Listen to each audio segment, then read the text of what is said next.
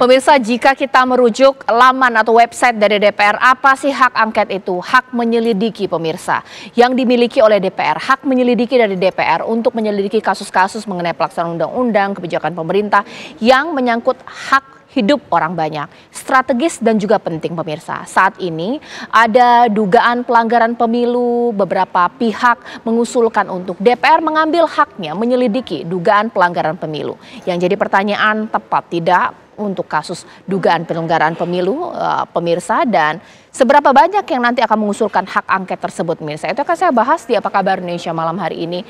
Sudah hadir pengamat kita, Mas Pang Isyarwi. Selamat malam, assalamualaikum Mas Ipang. Mbak Caca. Kita sekarang akan terhubung dengan dua elit DPR kita, mewakili Partai Golkar ada Kang Aceh.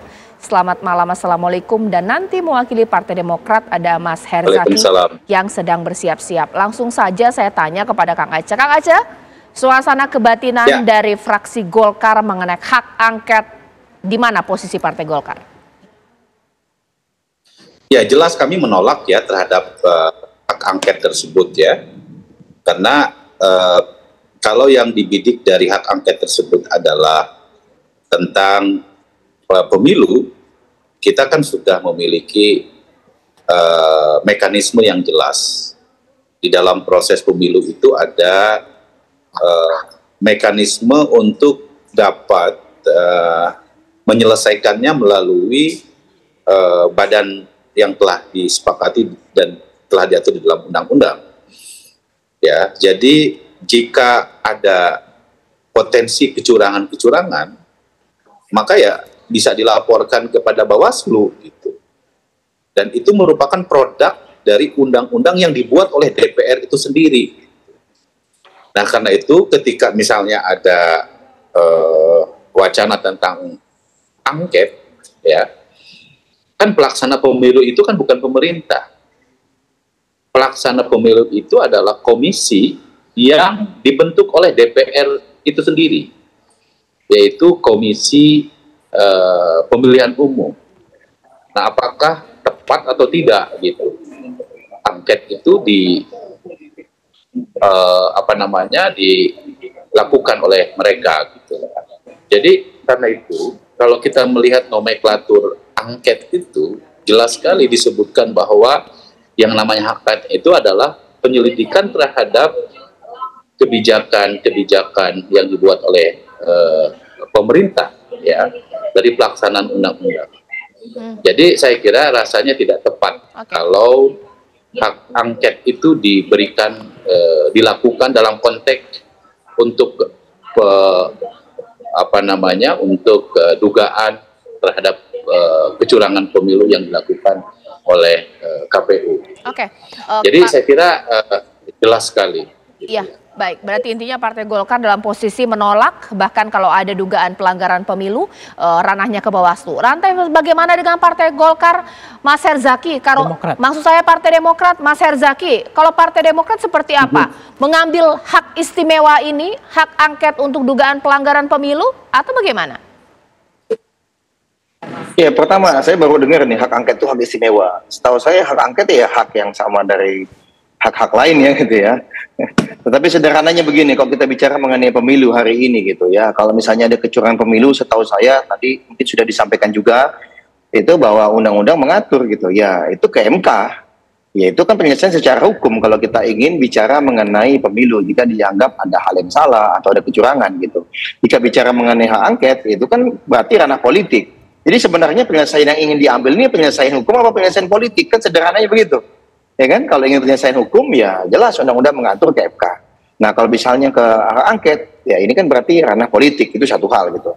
Yang kedua yang kami ingin cermati sebenarnya lebih baik kalau kita berbicara daripada gaduh-gaduh begini, lebih baik kita sama-sama cermati ada yang namanya Sirekap ini gitu, ya. Sirekap ini kan kita tahu bahwa sudah banyak ya, bagus nih form C1 plano atau C1 rekam atau C1 hasil ya, atau teli bahasanya itu kan fotonya diunggah ini Sirekap ini gitu.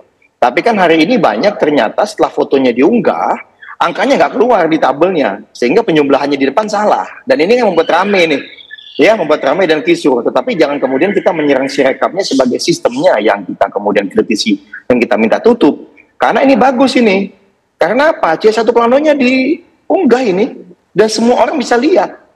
Jadi saya punya C1 foto ya, foto C1 hasil ya dari TPS, lalu saya unggah semua yang dari Sirekap misalnya kami lakukan. Itu sama persis, gitu loh. Dan ini bagus ini, sehingga orang yang mau main-main, mohon maaf ya, mau kata bahasa orang Pontianak itu katanya bertukang, ya dia susah nih, karena nanti kan dibuka nih di PPK nih. Nah, saran kami sebaiknya daripada nuduh curang sana sini, lebih baik ayo kita jaga sama-sama saja. Mari kita dorong KPU, kita dorong Bawaslu, ayo Panwascam, PPK, awas betul yuk sama-sama. Tolong dong jangan ada kecurangan kan begitu, jangan ada otak-atik, karena memang seharusnya dengan sistem hari ini sangat minim nih, dan potensi kecurangan hari ini sebenarnya tinggal katakanlah di level penghitungan di kecamatan, karena dengan ada sistemnya di sini selesai nih, gitu sebenarnya ya, kalau kita sama-sama cermati. Jadi menurut kami hati-hati nih kalau malah heboh-heboh ya, ini malah sebenarnya jangan-jangan nanti mata kita tidak awas melihat penghitungan suara di kecamatan, ada PPK, ada Panwascam, ya lalu ada pergeseran-pergeseran. Nah, kalau yang kami lakukan, Demokrat hari ini lakukan, kami betul-betul cermati penghitungan di kecamatan, di PPK dan di Panwascam, dan kami pun sudah bersiap-siap.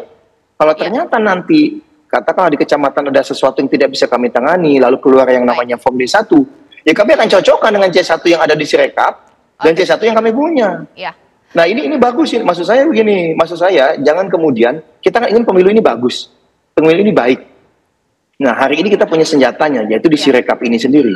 Janganlah kemudian, kok saya malah khawatirnya begini nih, ada pihak-pihak yang berupaya membuat rame, tapi sedang melakukan upaya-upaya nih. Nah ini yang saya khawatirkan. Jadi kita rame dibuatlah dengan hak angket yang menurut saya nggak substansial ya hari ini ya. Karena penghitungan belum selesai, lebih baik ayo kita fokus amati penghitungan di kecamatan. Nah ini yang sangat berbahaya hari ini. Ya ini sama-sama kita cermati daripada kita berbicara hak angket yang sebenarnya prosesnya juga akan panjang. Tapi end goal-nya apa nih? Kan gitu.